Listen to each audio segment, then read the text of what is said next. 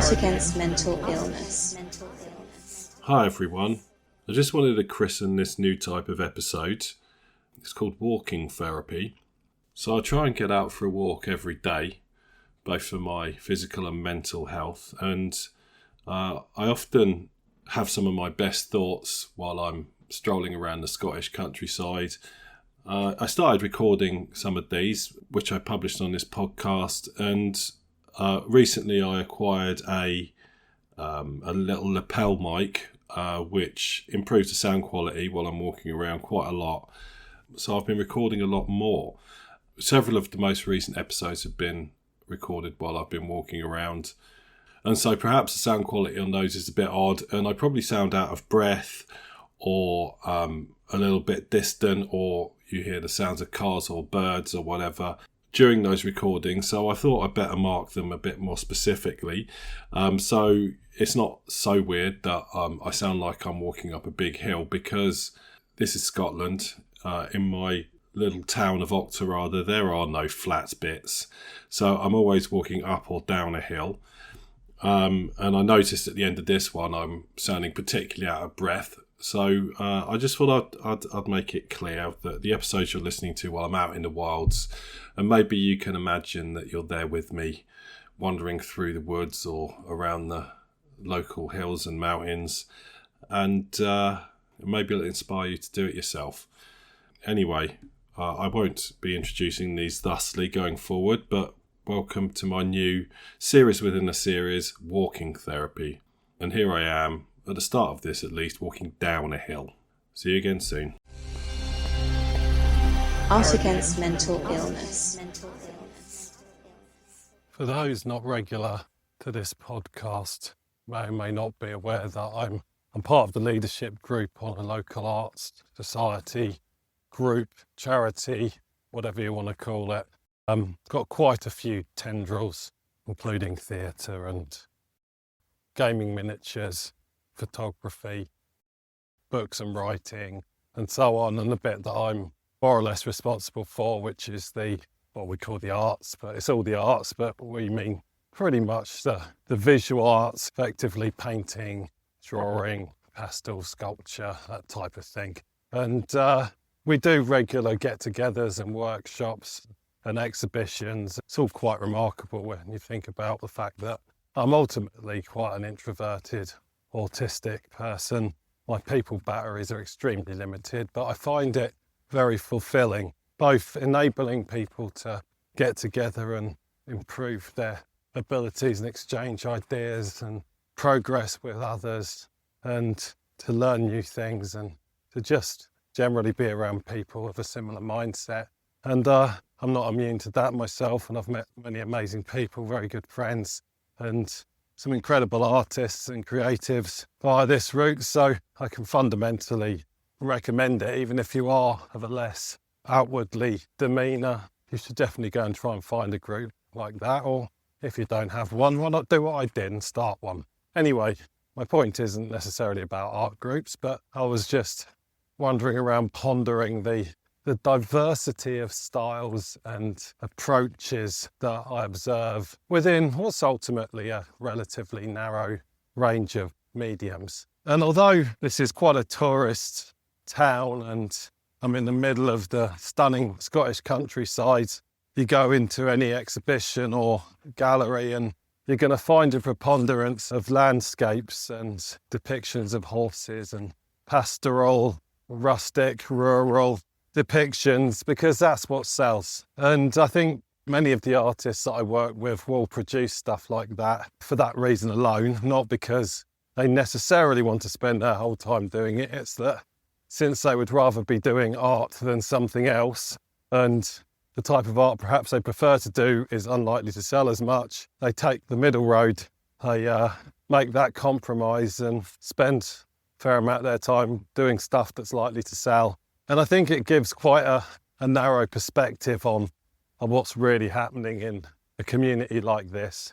To be clear, even if you just, for example, looked at the landscapes of the people in this group or one of the local galleries, you would see quite a variance of style even there, not just dictated by medium, but just totally different stylistic and subject matter approaches to the same scenery and geography. And I think within that, you get more of a sense of what's going on. But it was really brought to my attention a few weeks ago when a group of us ran an arts day for a local school. These were 14-year-old kids from a local secondary school. We set up the local town hall and set it up with various stations.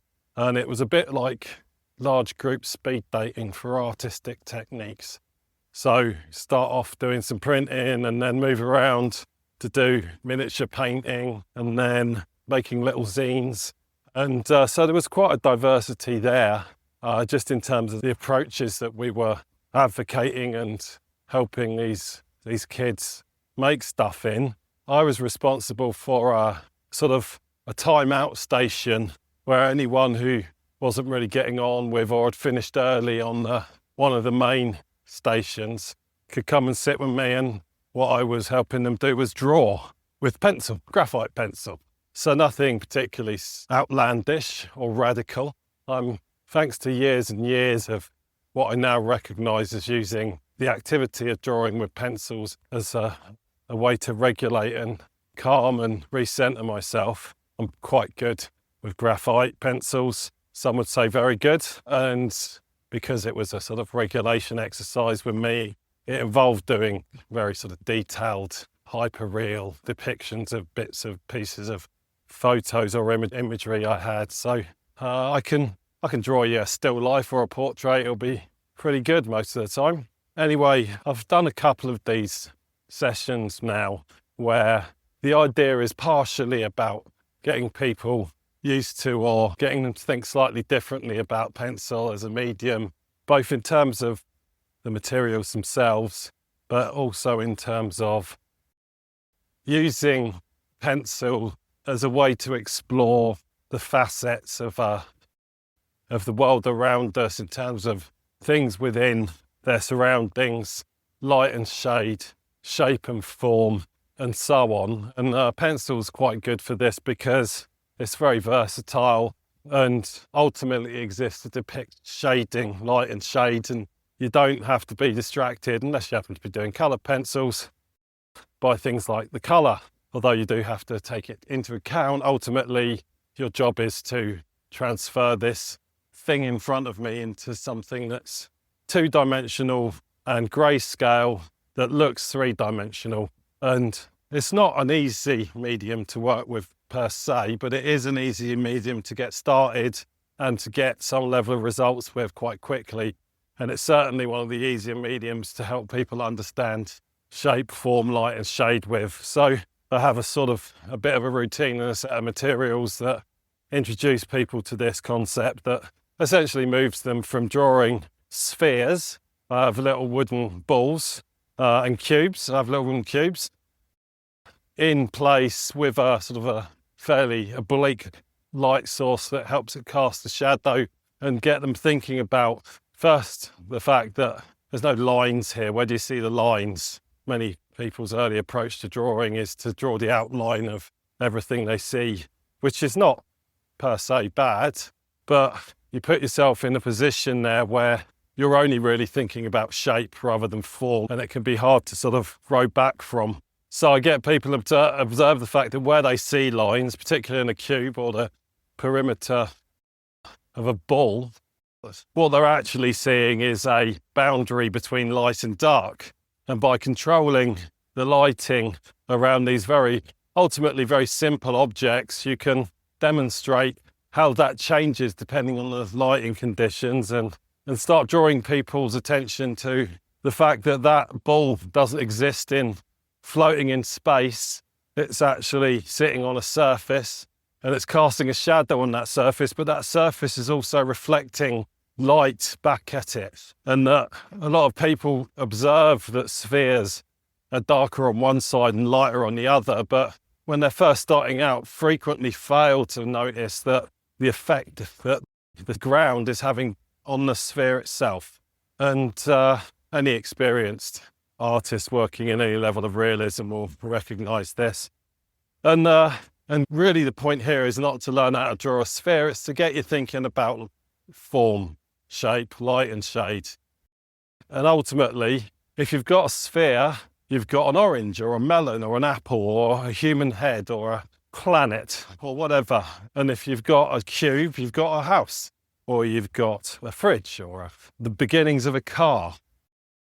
And these building blocks can go quite a long way, and understanding them at their rudiments might seem a little bit overly academic, but once you clear all of the clutter away from these surfaces and recognise them and their facets, then putting the clutter back, all the features and the differences in shapes and the imperfections and so on, becomes a lot easier, because you think about those actions in the same context as the form itself. And I'm digressing here, but digressing is what I do. Anyway, back to the kids. These kids, some of which were clearly okay with following the rules and didn't want to mess around or skive off or whatever. Some of them did, but I'm not their teacher. I wasn't there to discipline them. The ones that turned up and seemed interested in engaging, didn't really have time, given the speed that they were being moved around the main stations. I didn't really have a lot of time to go through the whole thing. So I had some sort of teaching aids in the form of diagrams and drawings that I'd done myself, and tried my best. Ultimately, had to just sort of point in the direction of some paper and some pencils and say, draw that, and maybe intervene if I needed to. What fascinated me was just the absolute radical difference between all the different approaches and styles that I saw from these kids, who perhaps had been influenced to a degree by observing other artists or being taught, but certainly weren't old enough to have been thoroughly indoctrinated in any way by any particular style or movement or approach. And, felt quite raw, the different styles. And because they were all drawing something that's very uniform, I tried to light the balls in pretty much the same way, and they're all exactly the same pretty much. And so, although I wouldn't exactly start calling this a controlled scientific experiment, just in terms of observing different approaches, it's not a bad way to go, because everyone's drawing something that is very homogeneous and there's not a lot of room for interpretation. And so I kind of was bowled over by just how radically different these kids' approaches to this was.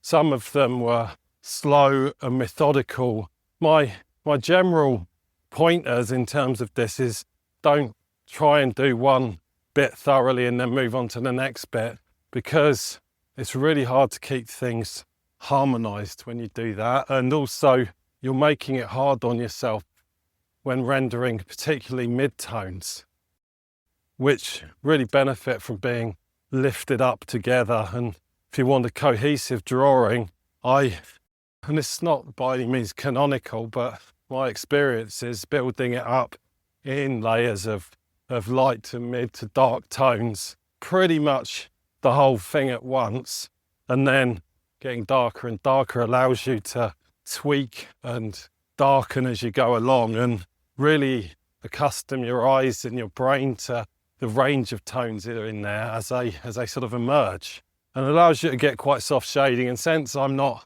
particularly delicate of hand, it's a technique that works well for me, because I can build things up via layers that don't themselves necessarily have to be that perfect. Anyway, no one listened to that. I sort of gave up trying about half an hour in, and people were doing some approaches where they were very methodical from one edge in. Others were much more frenetic and scribbly. Others were approaching it somewhat more like what I would, and everything in between. And of the ones who really seemed to lean into the task, some found it sort of frustrating and angry and had this level of perfectionism which caused frustration. And I had to sort of step in and try to get them to relax a bit and give them a few pointers. Others wouldn't hear of any intervention and just patiently got on with filling it in as they saw it, and so on. I've got a pile of these bits of paper with varying degrees of finishedness, probably about 100 of them. And yeah, there's quite an array there, and some of them were just people going through the motions as quickly as possible so as not to enrage the teacher. But it's really quite a dazzling array of approaches, and I've done this with adults as well, and the same thing applies. Now, I'm not an art teacher, don't think I ever will be. I don't have any real desire to be so. So any art teachers that happen to be listening to this, I doubt they're learning anything new from what I'm saying, and I don't think I've observed anything fundamental that isn't pretty obvious. But what I guess strikes me is that certainly I feel like some of that diversity can dissipate and starts to dissipate. I certainly don't see a huge amount of diversity outside of the major art galleries, and I do wonder whether some of that exploratory style gets beaten out of people.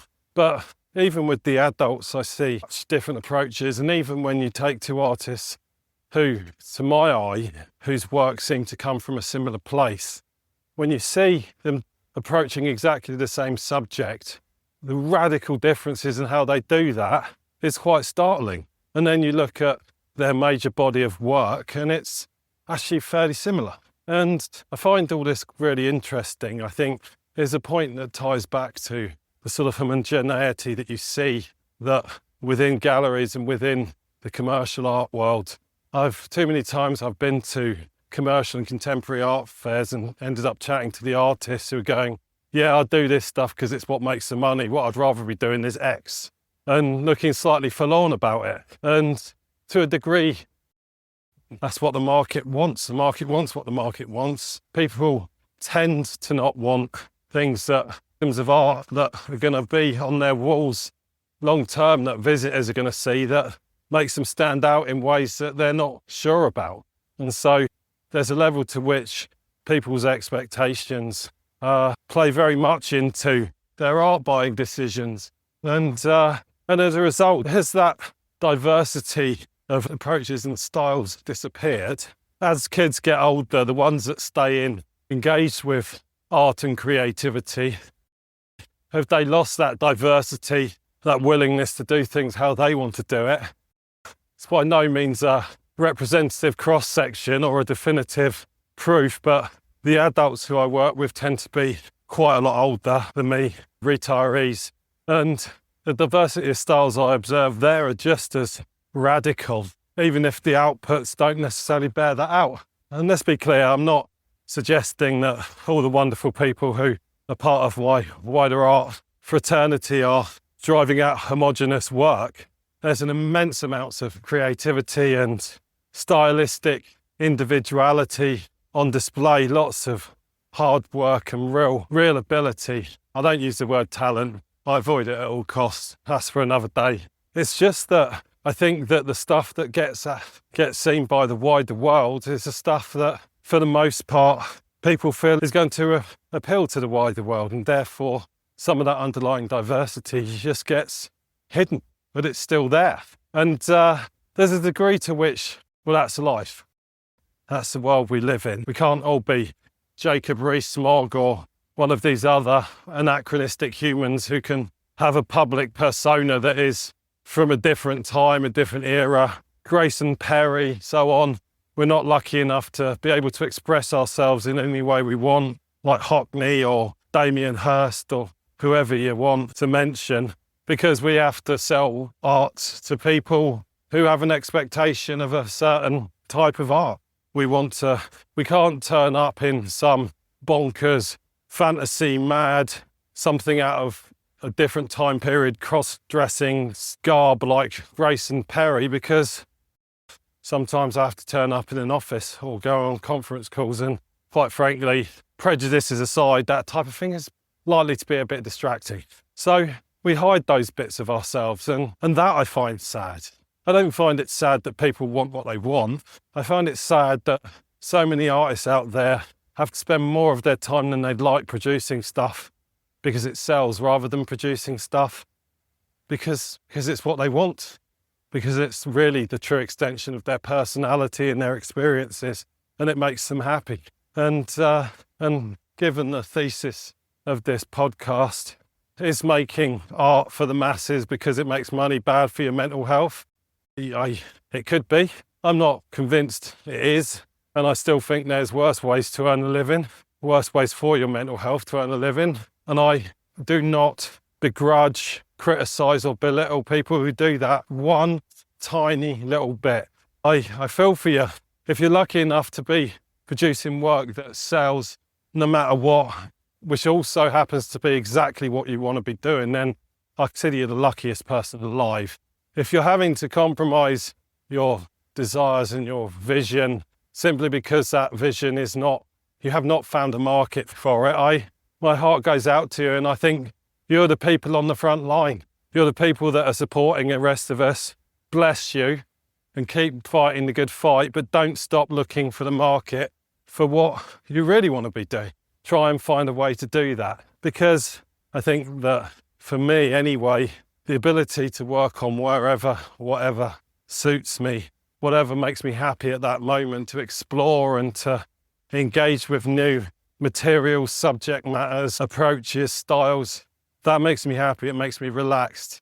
And the inverse is true when I try and force myself to conform to something or to stick to a particular thread for long periods. That can actually have an entirely detrimental effect on my mental health. And I'm lucky enough that I can earn money elsewhere to the degree that leaves me enough time and money to support myself and my family, while also spending plenty of time in the studio and experimenting and pissing around. And I don't want that to change. If it's a case of having to do my day job for many, many, many more years to support me being able to do what the hell ever I want, then so be it. I just don't think I have it in me to do otherwise. Doesn't make me better, doesn't make me more of an artist, doesn't make anyone else less of an artist. It's just a fact that I know about myself. And I think the other thing to remember here is that sometimes you think that a lack of interest in the stuff that you love the most equals a lack of market or an actual lack of interest in that. And that's just a reality, but that's never the case. There's a market and there's an audience for anything that someone has delivered with passion and love. It just takes longer to find that audience for some than it does for others.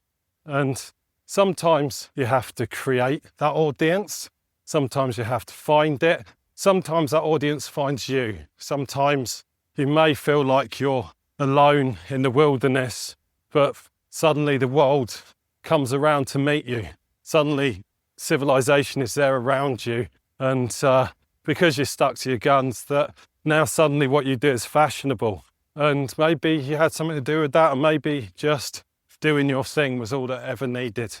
Something happened recently to me. I went through a phase of doing really, really big paintings of people's faces, usually women, usually very, very close up, often in odd aspect ratios, often hyper-realistic and quite, what is the word? Quite in your face.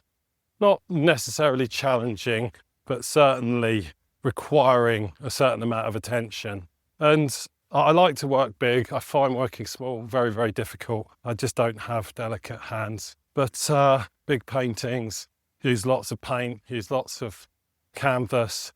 And if you have them stretched, take up a lot of space. And it just stopped being feasible for me to work big. So I haven't stopped completely, but highly unusual now for me to stretch out a big canvas and do something like that, which, to be clear, I would love to do more of. But either way, I've got some of these around the place and that have all been stretched and that I just like them. And so I bring them out every now and again and have them on show and think, who's got the wall space for this giant green staring lady that's probably about a metre and a half square? Who's got the space for this ultra close cropped, hyper real close up of a woman's face, most of which is not on the canvas? Some of my favourite artworks, but who's got the space and who really wants to sit there in their dining room or in their living room with this giant staring face? That was my interpretation. And that might be true for some people, but the two pictures I've just described, and if you go back a couple of episodes, you'll hear the story of one of them selling. It's the episode about bees, can't remember what number it is.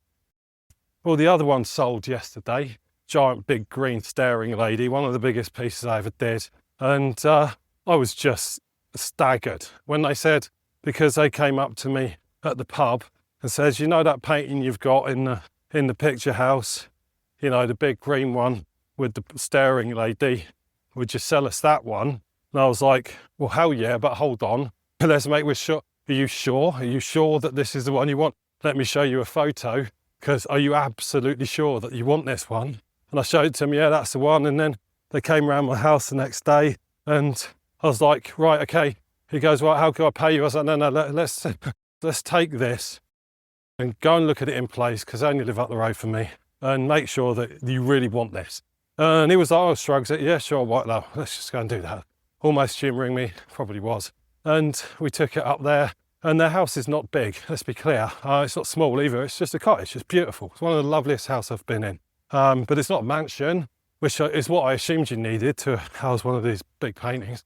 And they have this living room with gorgeous decor, covered in really amazing artworks, and the walls are green.